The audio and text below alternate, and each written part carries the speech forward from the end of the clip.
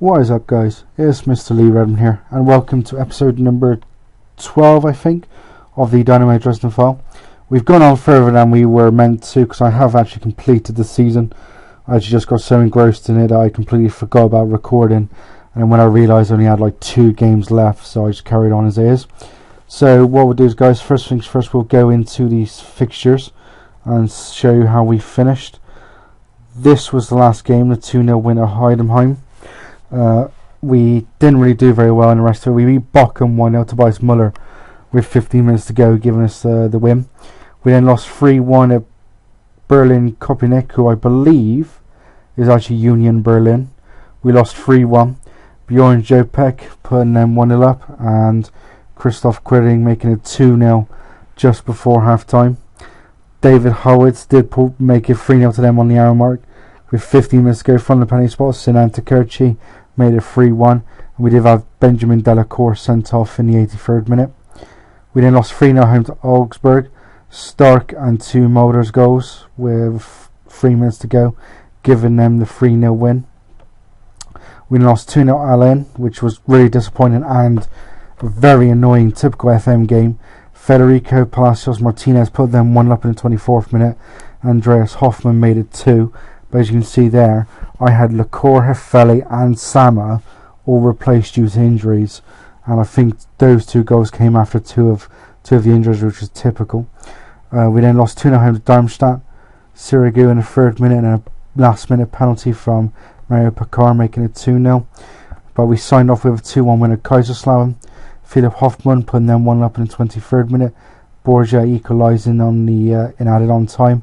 And just before the hour mark, Benjamin Delacour made it 2-1 to give us a win. And to be fair, I had a team meeting just before that game because the morale was low due to 4 defeats on the spin. So it's actually nice to see they do work from time to time. So we did finish the season in 10th. Sorry, we finished 10th. It's a little bit disappointing because I wanted to get 8th for 9th, which would have meant I think it'd been 5 million. I've actually completely forgotten. Prize money. We got 4.67, which is still unbelievably good.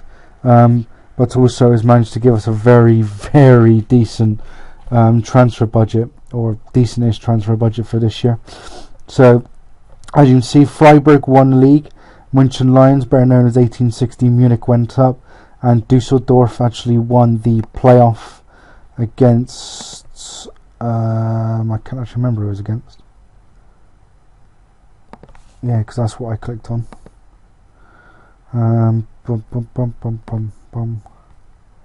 So it was Hanover. So we've got Hanover, Braunschweig and Mainz coming down. Schalke did win the Champions League just in front of Bayern Munich. Dortmund ended up finishing 7th.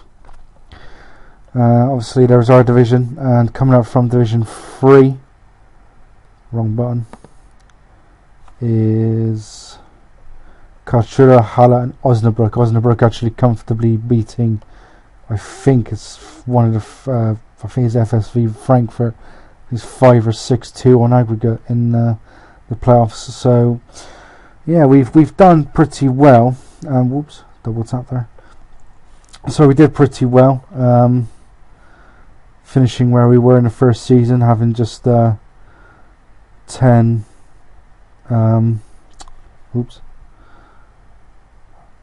place after we first come up, so that was pretty good. We can't see any stats, that's annoying. But yeah, quite nice to finish there. Hopefully we can improve on that in this season with a couple of signings. As you can see, we are 1 week before the end of contracts. I will be releasing 2 players, and they are wrong one. Lacour is actually retiring. Bloke was a bit of a pain in the ass because he actually signed a new contract and decided to retire for some reason. Actually no, he didn't. That was Delacour I re-signed. 2 players leaving or 4 players. Lacour is obviously retiring. Hartmann, Andrich and Musa Kone is going back to Atalanta on loan. Let's just have a look. His contract's up for his contract is up against the end of the season against Atalanta, so that could be something worth looking into. So I can actually sign him, but so where am I going to do?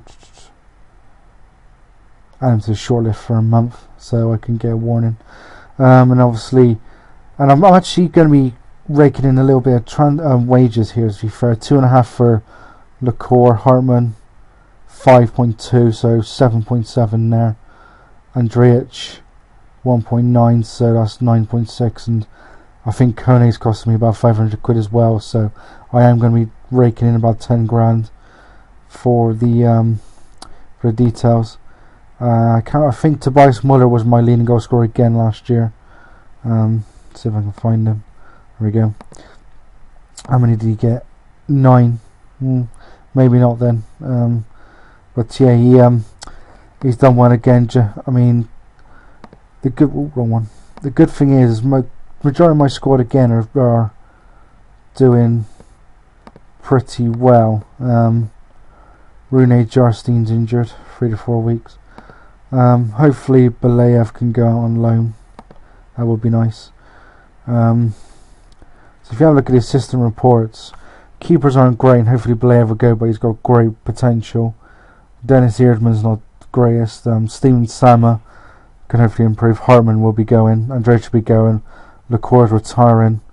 And you got Takerchi and Stefaniak. Stefaniak's only ability is 2.5, just because of the fact he's been injured for a better part of a season. But yeah, the only players that are not 3-star are either leaving or will have the potential to improve. I will try to improve my squad anyway. Excuse me. So I can hopefully have a decent squad. We got goalkeeper Schubert. He was actually on loan to Zikwa. I think he might even be going there again by the looks of it.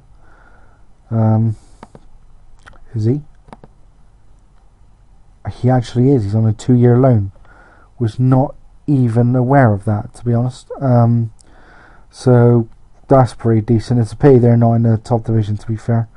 Under 19s, we've still got the decent ones, apart from obviously Julius Dorner. He's pretty decent. Hopefully I can get Hasse out on loan. Oh no, wrong one.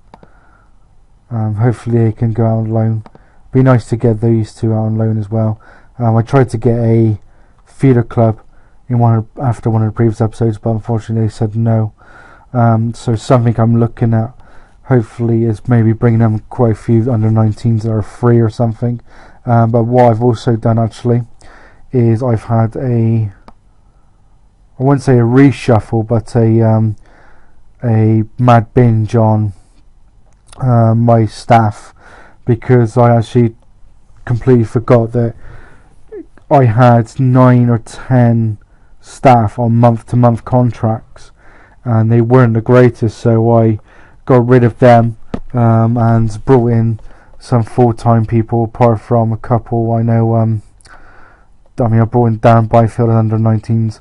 Tobias Lang I actually gave head physio job to, and these are the other people I brought in, like Ibeyer, Frasino, so hopefully they can improve and become very good players. This is an interesting one. AD Boothroyd, getting him in, and he is just normal coach, I believe. Yeah, so he's one of my normal coaches, but I was a little bit surprised to actually get him, to be fair. So I recognised him. I thought then I realised it actually is the AD Boothroyd from like Watford and all that. So that was quite nice to get him as a coach as well. The under 19s have had a rejig. I've basically got rid of their entire, the under 19s and the second team actually. I've got rid of pretty much their entire entire staff and brought in my own. Obviously, you look at the ratings.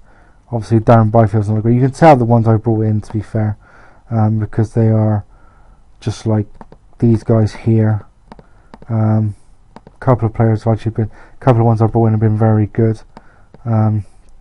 This guy here, Bagara, Lang as well. I didn't bring him in. I gave him a new job. So over the next season or so, I'm hopefully going to be rejigging that as well again.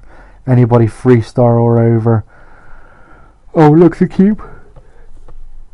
Unless I can find someone better. They're saying that I think the majority of them are actually going to be 1-star anyway. 1 or 1.5. So hopefully they can improve. And I think majority of these actual guys, Barry Whitehead and Montgomery, and I think is Murad Kus, I actually brought in myself anyway. So hopefully we can improve them. Scouting wise, I haven't, but I will be adding the 2 extra scouts as well, because I've got 6. So hopefully we can improve on that as well. But yeah, we'll have a quick look at the what's I gonna have a look at?